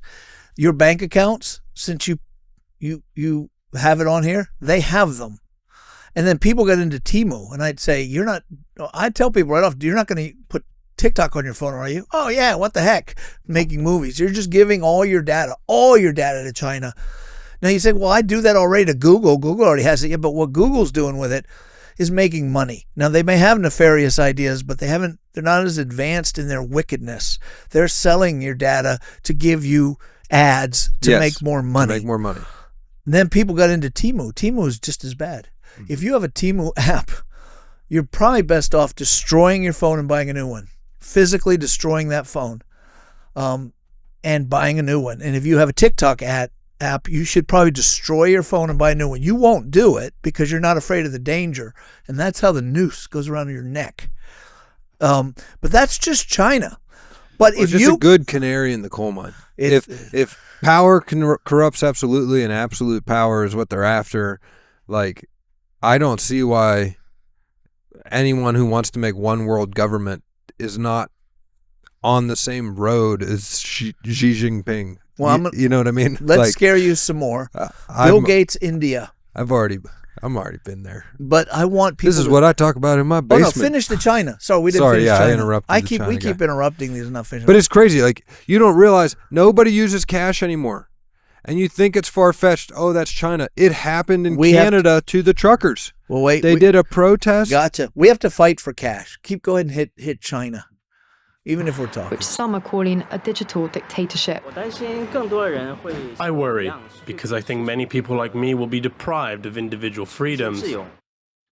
Oh, that's it. Okay, fine. Okay, now hit Bill Gates, India, please. India is a nation very close to my own heart. I've been there. I find Bill Gates' ideas to be violence against me. Can I punch him? Yeah. Too soon? No, I'm actually trying to figure out a way to say yes. But no, the Lord would not have you do that. Yeah, I got to confess, my original reaction to the Charlie stuff was not Christianly. I mean, I've you're not corrected alone. Myself. You're not alone. There's people who if they're shooting us, there was a good part of me that was like, all right, it's on. It's on. Let's go. It's on like Donkey Kong. I actually have a relative, and I won't say who said if they're shooting us, and this person I don't think is a Christian necessarily, at least not an evangelical one. He said if they're shooting us, it's time for us to shoot them. And I won't mention who it is. It's distant, and I won't tell you where this person lives, but I understand that reaction. Because it's just so laughable who would win. That's what I feel. Yeah, but no one will win because we're shooting each other in our country. But anyway, we don't want to do that. We're against that. Go ahead, please. Another place that India leads, but there's a lot more that all of you can be involved in driving forward, is this digital public infrastructure. You know, no country is more able to take government benefits and get them out efficiently and effectively to their citizens than India. You know, you would have expected rich countries or others to do that, but in fact, they did not. And so that basic structure that starts with identity and bank accounts and payments is just foundational. And as part of this visit, I'm now seeing how that foundation is being built out in agriculture with profiles of farmers to understand what they need and give them advice. Built out with health records so that we can help people not only with infectious diseases. Let's just stop him right here. We'll come back. I just want to show what he's already mentioned. He's mentioned ID, bank accounts, agriculture, and who the farmers are, and your health. Health records. All united. All in the interest of more effectively distributing government benefits, Mike. It's all for our good. Go and hit How much more could we help the ill people than by... Yes. The challenge that's coming in the future with the growth of the non-communicable diseases being a huge thing. And that digital public infrastructure will help us with these climate problems. Oh, and the climate again. I was in Odisha yesterday, and what they showed is that they've registered the farmers and registered what type of crops they grow and what land they own. They literally have a control center. You know, when you walk in, you think, wow, this is agriculture. But, you know, you've got a command center and maps and people doing queries and sending out messages. And so that all starts, with an Aadhaar identity, listing those farmers, getting the information, making sure it's up to date. All right. Making sure it's up to date. So we've seen all for benevolence. We started out with the most Western of Western nations, Britain, England. Keir Starmer saying, I'm telling you, by the end of 2000, if you can find that and play it again, it's so short. Keir Starmer, I just want you guys to see how close this is. This is the UK. And you might think, what do I care about Kenya? What do I care about India? What do I care about China? Well, try traveling to them. They're going to ask the same thing of you. And you think, well, I don't go to those places. Now let's look at the UK again. If we're going to look at the royal grift again. Which one? The same one we started video. out. Oh. You won't be able to work without a global ID. I just want to remind people what he said. Mm-hmm.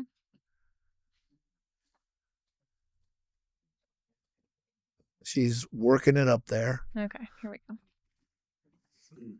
Gets me fired up. Today, I am announcing this government will make a new free of charge digital ID mandatory for the right to work by the end of this parliament. That's good enough. Let me spell that out. Now that is their Donald Trump.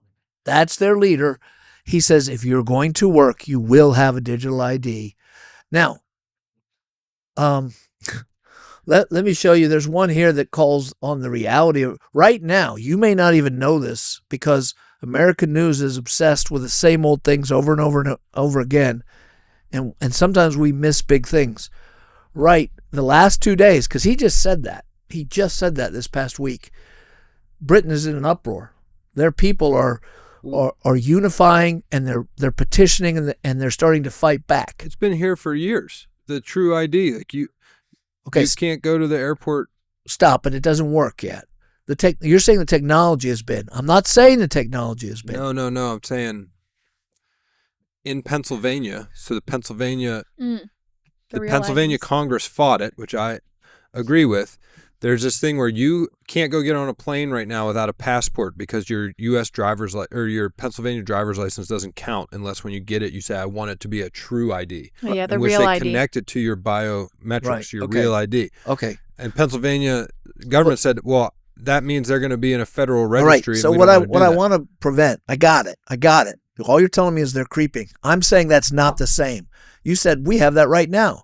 You're taking the import out. We don't have what he just said right now. That's true. We don't have Trump going on there and saying by the time the next Congress goes in recess, you will not be able to get a job in America if you don't have a digital ID. That is very serious. Let me show you. And so right now they're starting to get up in arms. I wouldn't know it except for X. Thank God for Elon Musk buying Twitter. But there's one that's called The Reality of the Brit Card, which Turning Point USA, Britain, is putting out all over the place. And it's AI, and they made a movie to show you what this guy just said, how this connects to your life.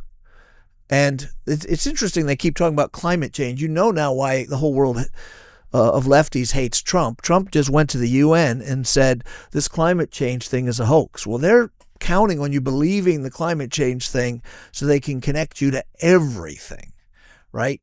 Here we go. Can I see your Brit card, please? I don't have one. I don't have a smartphone. So she can't get on the bus. Another pint, please? Sorry, sir. Your Brit card says you've exceeded your alcohol quota for this week. Sorry, sir. Your Brit card says you've already flown twice this year. We're having to restrict passengers with higher than average emissions profiles. Sorry, I'm afraid your funds have been temporarily frozen. Your recent social media post did not align with the government's narrative. Sorry, I'm afraid your Brit card says you cannot purchase any more meat this week as part of our commitment to achieving net zero. I've just logged in using my Brit card and it's saying I've already had 3 hours of internet today and it's locked me out. So now people are waking up quickly. That's China. Because this came on them quickly. Yeah, but it's Britain. I know, but it's not far-fetched. No, it's upon us. It's upon us. I have many of these. Let me just start one. It's very long. I'm not going to do the whole thing. The one that says Canada when you get it. Mm-hmm. Canada is a bunch of socialists now. And they think they're so smart that they elected an even more socialist guy than their last guy to show us, because we're so stupid for electing Donald Trump. And so now they are going hook, line, and sinker. Did you know Canada's about to collect all the guns? I did not. It just came out last week. They said South Africa all over again. So they're saying we're not forcing it. It's completely voluntary. That you can bring these guns in. Or you could go to jail. Wait a minute. It's a voluntary decision. It's voluntary. You can bring these guns in, and we'll pay you for them. And then the reporter said, "Well, what if you don't bring them in by this date? Because the voluntary period is like a year and a half, 2 years." Well, it's still voluntary for the next 2 years. After that, we'll come and get them. So they're becoming to the north of us. We might have to invade. I mean, I'm not talking Christian here. I'm talking about politically. We might have to invade to set those poor people free. So here is one of their representatives, and she's on the good guy side, as you can tell, because she actually looks lighthearted. She looks very happy. Yes. Hey guys, Councillor Lisa Robinson here, and I want you to listen carefully to this. The United Kingdom just announced something that should send a chill down every Canadian spine. This is from now on. Yesterday. Worker will need a government-issued digital ID to get a job. If you don't have a digital ID, you will be unable to work. That's not a rumor. That's not a conspiracy theory. That is official policy. And if you ever wondered how freedom dies, this is it. And that is why today I am announcing this government will make a new free of charge digital ID mandatory for the right to work by the end of this Parliament. Let me spell that out. You will not be able to work in the United Kingdom if you do not have digital ID. It's as simple as that. Of course, they're going to dress it up with excuses. They're going to say it's about stopping illegal immigration. They're going to say it's about making life easier. But we all know better. Because once the government controls who can work, who can travel, and who can access services, they control you. And they don't need to send the police to your door. They don't need to issue you a fine. All they have to do is cut you off from the system. And overnight, you can't feed your family, you can't pay your mortgage, and you cannot clothe your children. This isn't about right versus left, liberal or conservative. This is about freedom versus control. And don't think for 1 second it can't happen here. In Alberta, Premier Danielle Smith is already rolling out a digital wallet. She says it's voluntary, but that's only for now. Government's goal is to use advances in technology to make life simpler, easier, and more convenient for Albertans. And I'm happy to say we are doing that with a new app. It's called the Alberta Wallet, and it's designed to let you carry and manage government-issued documents on your mobile devices. And if you choose to use the wallet to interact with government services, you can call up personal information on the spot. And with it, we're going to be able to address the ongoing embarrassment of the flimsy paper Alberta healthcare cards. The new mobile health card is the first of its kind in Canada, and it functions exactly like the existing paper one does. It has the same information, and you can show it or scan it at hospitals and clinics as proof of health insurance coverage in Alberta. But that's exactly the same thing that they said in the UK, until it wasn't. Look around, it's already creeping into our lives here. Try going to the doctor with a paper health card. They push you to go digital. Try filing your taxes, you're pushed online. Step by step, Canadians are being herded into a system that we never once voted for. People need to wake up. What starts in the UK always finds its way here to Canada. Okay, that's good. She goes on a long time, and you guys can look that up yourself. Hit the Katie Gallagher one, if you could. So this is getting pressed. We already... Go ahead. Oh, that was quick. Go ahead. I already had it in. Australia. A digital ID system could be operating between governments and the private sector as soon as next year. The aim is to reduce the need for us all to share vast amounts of personal data with multiple organisations.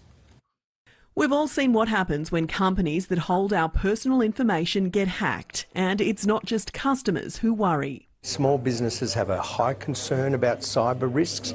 They don't want to hold more personal information than they need to. Some organisations are doing away with this method and going digital. 10.5 million Australians are using MyGov ID for some government services, and there are private systems too, like Connect ID, but they don't work together. Now the government is consulting with business to bring digital IDs into the mainstream. Making it easier, essentially, to live your life online, but with the minimum amount of sharing of documents. Right now, you could be handing over lots of personal data anytime you say sign up to a new phone plan, apply for a rental property or a new home loan. Things like your passport, driver's licence, Medicare details, your birth certificate, all then stored by multiple companies. If you choose to use a digital ID, though, that information will be verified once but not stored, and it's all you'll need to prove who you are. You don't need to have my passport be sent to a rental estate agency, or you don't need to have my full driving licence sent. You just need to know that I am Andrew and I'm over 18, for example. It's also not a revival of the controversial Australia Card proposal from the 1980s. Is this like that? No, it's absolutely not like that. So it's not a new number or a new card or anything like that. Still, some people will be wary, so the system won't be mandatory. But that brings other concerns. Won't be mandatory. I'm genuinely worried that the Australian population, from an ageing population perspective, is going to be left behind. There are 2 more weeks of consultation. The government hopes to have legislation before Parliament by the end of the year. Jane Azzopardi, 9 News. Okay, so that's local news. They're selling it. And that's not, I think that's a couple years old, that story. They're selling it as convenience and protecting safety. Your data. And they just need to know I'm Andrew and I'm over 18. Somebody somewhere knows a lot more than you're Andrew and you're over 18. This is what it all comes down to. Because the arguments they're making on the pro side are not false. Like, so there is risk.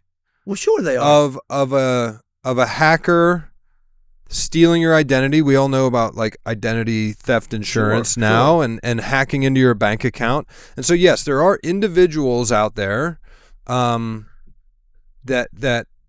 can take your stuff or steal your identity, apply for a mortgage on your behalf.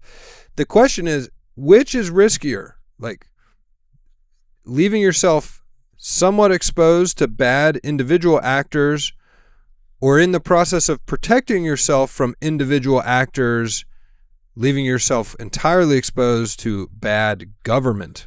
And that is the key. If let's say you could get your whole self online, all your stuff online, and you could see it as a bunch of strings. This string is my name, my history. This is my family and all those connections. These are all the photos on the internet of me.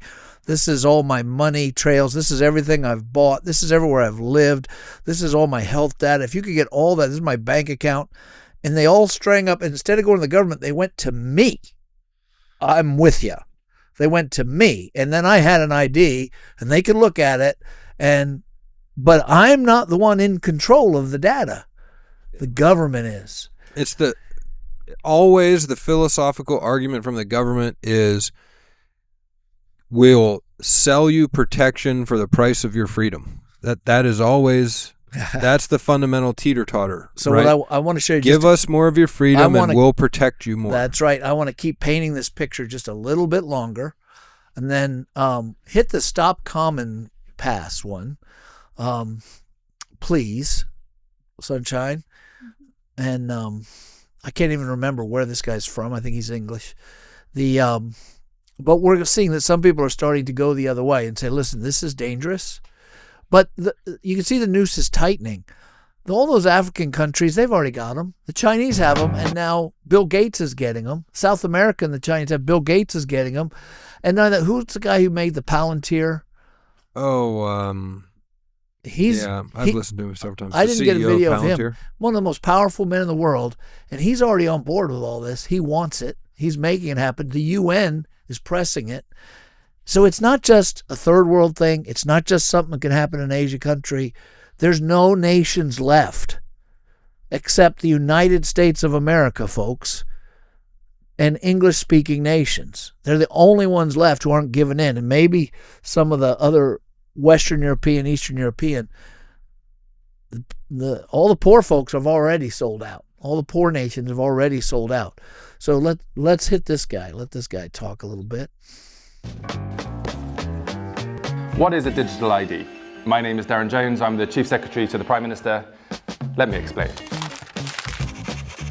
A digital ID is an ID on your phone that just proves you are who you are. And when you apply for any new job in the UK already, you have to prove that you have the right to work here. With a digital right to work check, you can do it with your phone, as opposed to having to rummage around for a passport or a utility bill which your employer has to photocopy. It's free, it's not going to cost you anything, it makes life easier for you. Lots of other countries use government digital ID. Australia or Denmark or Estonia, other places in Europe, as it means that we can hone in on those dodgy employers employing people illegally much more effectively, so that for the rest of us that get up every morning and go to work legally, we know that we're all doing the right thing and the system works well.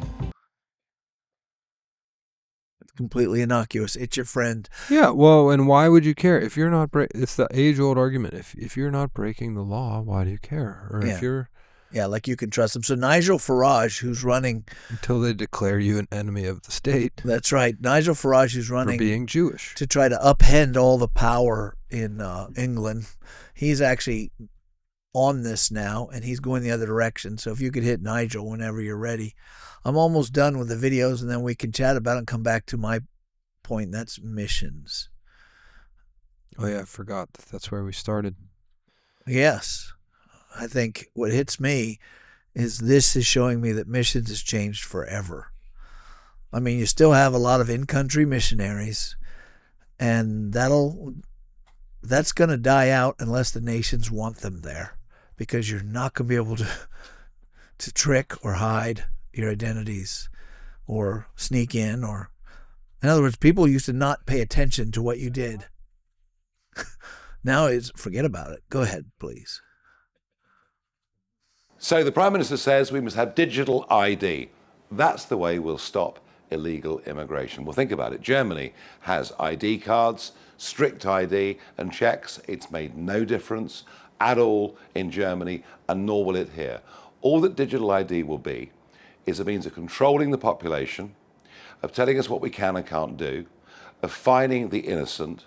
And didn't we see it all when we had the pandemic, when you had to have vaccine ID to travel, to do various things? Did that stop the COVID pandemic spreading? Did it hell? All it did was put cost and inconvenience on everybody else. I also worry about massive data banks being held by the government, being hacked by foreign governments, by private companies, by criminals. I do not see a single benefit to the government having digital ID other than them controlling what we do, what we spend, and where we go. And we, in Reform, are wholly opposed to it in every single way. Now, the Reform Party in UK is getting more popular, but the Labour and the Tories, they're the ones, and they're all leftists from an American point of view, but they would be the right and the left. They've been able to outnumber this Farage party because of the way they do government. They have several parties. Hopefully this helps them. Now I want to show you just two more. One, our friend Glenn Beck, he's been paranoid longer than all of us, and he always tends to be right. Here's what he's saying these days. He has been pretty right over the years. Yeah, he's very right. Unless you talk about Mormon, he will not talk about Mormonism with you, though, because he'll lose. Talk to me about the 50 and 5 plan.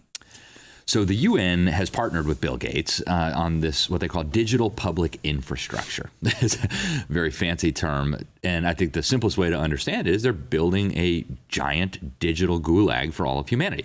So the UN Development Program has officially launched this. It was officially launched at the end of last year, where they're going to get 50 governments, they call them countries, but really they mean governments, to impose at least some major element of this digital public infrastructure on their population within 5 years. So 2028. Passports. Digital IDs, and those are already emerging. In fact, many states are developing these. I just went through the airport yesterday.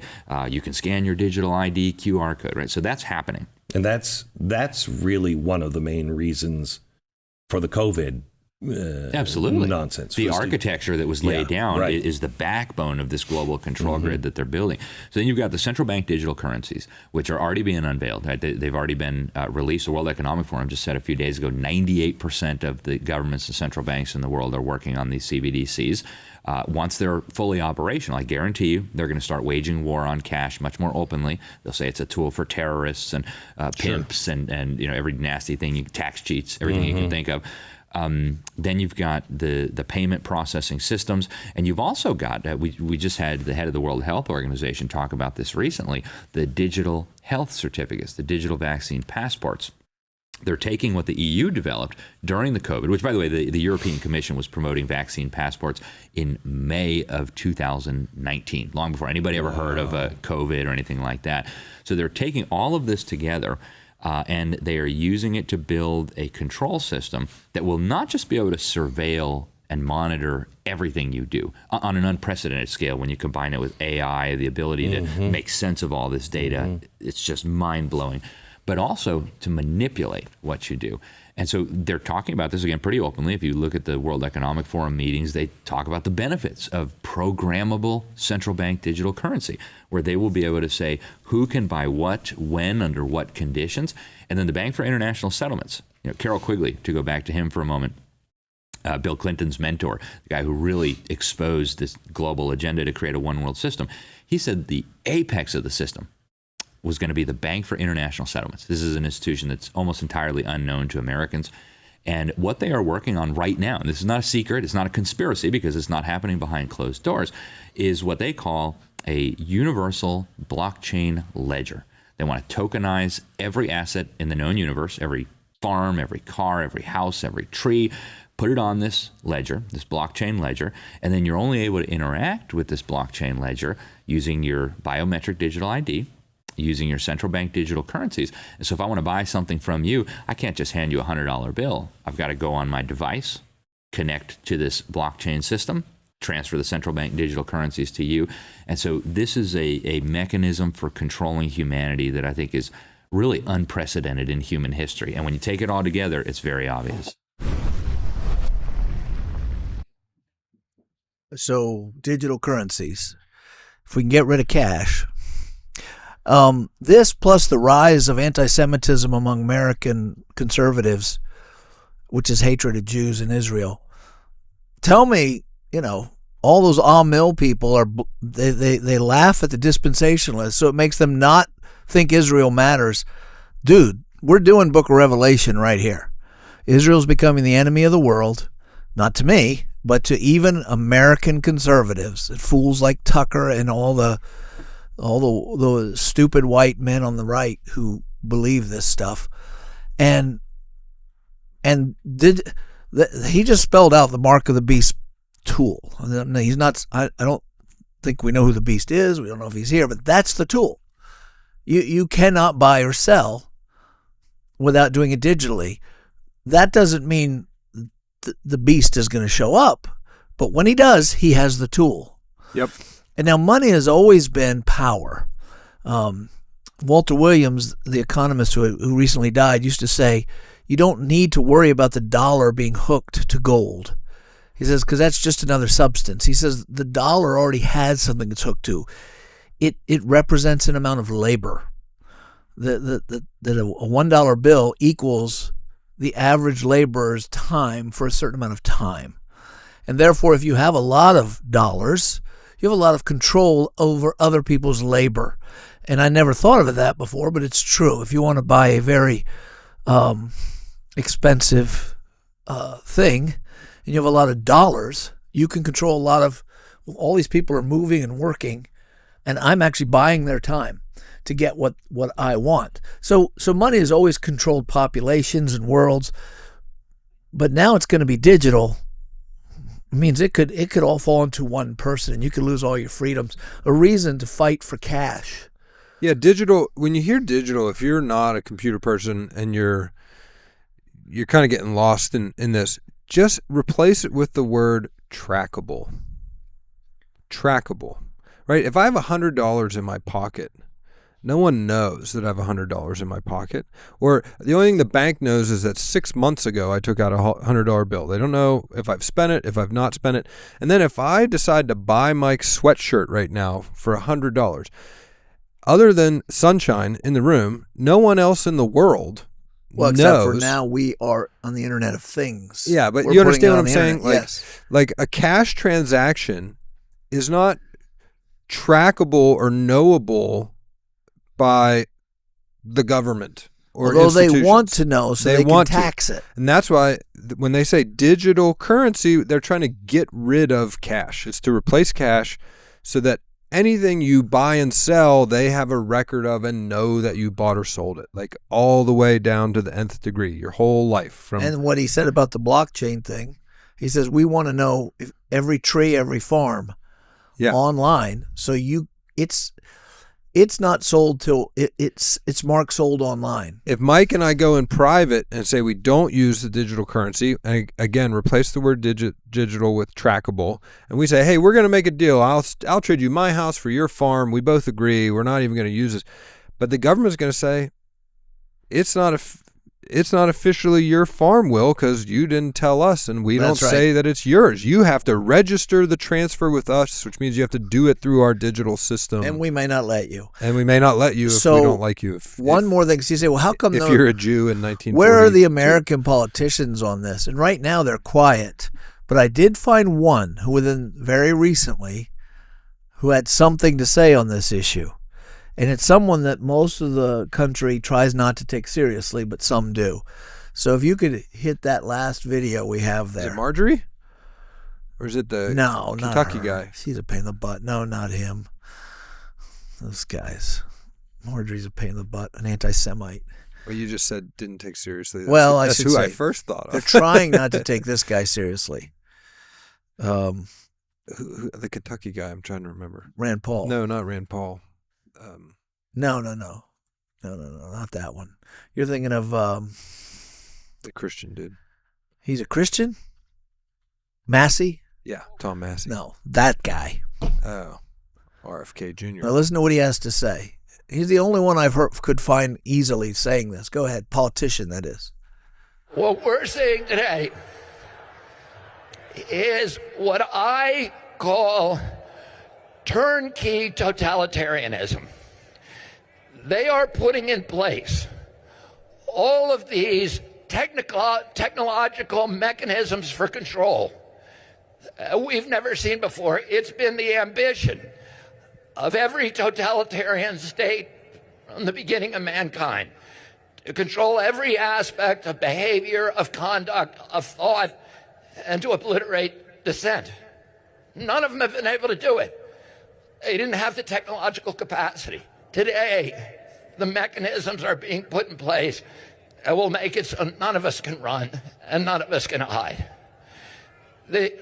Within 5 years, we're going to see 415,000 low-orbit satellites. Bill Gates says his 65,000 satellites alone will be able to look at every square inch of the planet 24 hours a day. Digital currency that will allow them to punish us from a distance and cut off our food supply. Every right that you have is transformed into a privilege contingent upon your obedience to arbitrary government dictates. It will make you a slave. And what do we do about this? What do? We resist. I'm going to tell you 3 rules that you all need to know and memorize. Number 1, every power that government takes from us, it will never relinquish voluntarily. Number 2, every power they take from us, they will ultimately abuse to the maximum extent possible. Number 3, nobody in history of the planet has ever complied their way out of totalitarian control. Every capitulation is a signal to the oppressors to impose new forms of torment or torture or compliance or obedience. Every time you comply, you get weaker. Bullies cannot be appeased. It just encourages them to new forms of torture and torment. Every time you say yes, you're getting pushed back to a weaker position. That's why we need to resist today. Now, I don't know when that was filmed. I found that today and I didn't research it. It's at least a year old because he's wearing winter clothes. It's really good. And he's hit it. So he saw it. The question is, what do we do and how do we think as Christians? My first thing that hit me is missions has changed forever.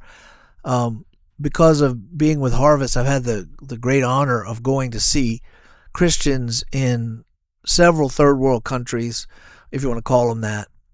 And one of the interesting things, like for example, going to was their right hand didn't know what their left hand was doing, right? Unlike China. You mean the government? Yeah, nobody. No one was interconnected. The last time I was there, they had upped their game quite a bit. Probably the next time I go there, whether they want me in or not, I don't know, because I never do anything bad there. I go as a visitor and I talk with people. Forget going to China, though, because they'll always know who I talk to. Even if they let me go home, the credit score of everyone I talk to will go down to nothing. And they'll know. And any place that doesn't want missionaries, like or any Muslim type country, you're not going to be able to hide. You can say, well, I'm here on a work visa. Well, we've checked you out and it looks like you're pretty into your church. Unless you have nothing online about you, but that in itself would be a red flag. If you could clean out your online, that's a red flag. I really think missions is going to be digital now. We're going to have to reach people through the machine because of the machine. By the way, I don't think Christians, they make a mistake to become frightened of the future and all turn into preppers. You shouldn't be thinking about how to make life good the last few years of everything. If we're nearing the end, you should be reasonably wise. Learn how to get food yourself, gardening, canning, maybe setting back dry goods. That's enough to keep you a while. But be reasonable. Don't just think, how am I going to hide in the basement and do I have to completely go off grid? You can, but good luck. Some people do it. I know someone who has. It's very expensive and very hard to do. And so many of us know that person that he's really not off the grid. He just can supply his needs provided the government doesn't come and take it from him. And there's enough receipts to everything he used to build that off the grid house that he's not off the grid. People know where he is if they want to know where he is. I do think there is a very real possibility that because of AI, all your data could be maliciously changed. So you could be a perfectly good citizen and they could make you into a criminal. And that could happen digitally. I'm not saying, well, I don't know what will happen. I do think we should resist and we should be loud about it. All the things we love about technology can turn to bite us. All the Ring cameras are connected, right? It makes me feel safe in my home. It might make you feel safe in your home, but maybe you don't need your stuff. Let them steal your stuff. If you want to be safe in your home, get a dog, lock the door, and get a gun for when you're in there. And when you leave, who cares if you know who's at the door? Because it's just collecting data on you. Having cash on hand isn't a bad idea. A little extra cash set aside. This one's because electricity could go out and you can barter with it. Getting a system of helping one another, paying off your mortgage so they can't shut that down, wouldn't hurt you. There's stuff you can do, but for the most part, I think the goal is to preach the gospel and be excited that you live now. The Bible says that at the end times, in Daniel, the people who know their God will have insight and take action. So we don't want to be fearful and hiding. We want to be active and moving forward with the gospel and seeing good things happen. But I don't know how missions is going to change, but it just changed. Because I do know how we do it now, and I know a lot about that because of my education and because of my experience and the connections at Harvest. That can easily be stopped now. If a government doesn't want us there, you're not going to be there. And they're not going to know where you're at, and they're going to know who you're talking to, and they're going to handle it. It is no big deal now to go out in the bush and electrify these people and get them hooked up. The satellite thing he just said about Gates was no different with, he's not the only one. I mean, Elon Musk has satellites everywhere, and everyone does. In fact, I went on Zillow just to look at my house because I wanted to see what's happening with the price of houses. Mine went back down some. But what was more interesting to me is the picture of my house was from the last couple of weeks. For goodness sake. I mean, how'd they get that? I don't even know how they got that. Well, there's constantly updating them. But we had a tree cut down, and there's wood on there, and I can tell how much wood there is, so I know when they took the picture within a certain range. So, yeah, the world just changed, and you need to know about this, and you need to get aware and not just go along. I agree with RFKJ. You should resist. But it's time. It is a time where people are splitting. I think what Charlie Kirk showed us all is people are seeing you're either going to be for Jesus or you're not. And there really is no other safe island in the world. Someone is going to supply a safe island in the world, and that's the guy you can't trust. Interesting is Trump just came out and said he's going to be on the board of peace that is going to bring peace to Israel. And I'm thinking, peace, there is no peace. Is this the Antichrist? I don't think Trump is the Antichrist because not enough people like him. But when you hear people say, I'm going to bring peace to Israel, wild things are happening. So anyway, I'm going to stop there because otherwise I'll go on to Islam, feminism, and tie them all together for you, which is already in my head. I don't want to do that. So I'm going to stop right now. That was a good one. Yeah. So, missions has changed forever. So has travel has changed forever. And you need to find a way to have real wealth. Your stocks are not real wealth anymore. They can be taken at any moment because they're digital. Buy things if you want wealth. Buy things. They can take them away from you, and there's no security in them, but they're actual wealth that you could barter with. So anyway, and I don't even know if that's good advice. I'm not giving that as pastoral. You want the last word? No, I'm just happy to be back, trying to catch up on sleep. My feet have nerve damage, so that feels weird. From walking? Yeah. By the way, if you made it to the end of this is a long episode. We want you to know that we promised prizes to people who made it to the end of one particular episode. 2 people took us up on that. Can we announce who? Well, I don't know that they want us to announce who, but we did buy nice prizes. No, I want to announce at least one. Because one of them refused the prize. The one you can do, yeah. Zach Reedy made it to the end, and what did we give him? What are we giving him? We bought him a box set of C.S. Lewis books. It's like $100. Yeah, so he actually made it to the end of one of our podcasts and said so. And we had someone else who won, but she refused the gift. And so we'll leave her anonymous. We do appreciate her because she gave us a gift by hanging in there to the end and then letting us know. But there's no gift for getting to the end of this one. But maybe another one. We'll do it again. Yeah. But you guys have to respond. We meant it. We bought gifts for 2 people. And some of you might have made it to the end and didn't respond. Too late.